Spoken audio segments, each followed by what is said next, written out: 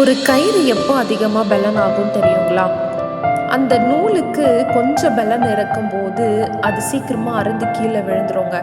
அது கூட இன்னும் 2 நூலை சேர்க்கும்போது கொஞ்சம் பலன் அடையும். இன்னும் கொஞ்சம் நூலை சேர்க்கும்போது அது கயிறாக மாறும்போது அதுக்கு பலன் அதிகமாக வந்துருங்க. சீக்கிரமாக அறுந்து கீழே விழாது. அதே போல தான் நம்மளுடைய வாழ்க்கையிலையுங்க. நம்ம நிறைய சுமைகளை சுமந்துட்டு போவோம். நிறைய வருத்தம், பாரம் எல்லாமே நம்ம கூட இருக்கும். ஆனால் தனியாக போராட முடியுமா அப்படின்னு கேட்டாக்கா கண்டிப்பாக முடியாதுங்க. நமக்கு ஏதாவது ஒரு துணை வேணும் அப்படின்னு சொல்லிட்டு நம்ம தேடும்போது தேவனாகிய கர்த்தர் இன்றைக்கு நம்ம கூட இருக்கிறார். அவரை விட்டு விலகி போகும்போது நமக்கு பலன் எல்லாம் விலகி போயிடுங்க. ஆனால் நீங்கள் அவர் கூட இருந்து பாருங்களேன், நிச்சயமாய் அவர் நமக்கு எல்லாவற்றையும் கற்றுக் கொடுத்து நம்ம கூட இருந்து நமக்கு ஒரு பலனாய் நிற்பாருங்க.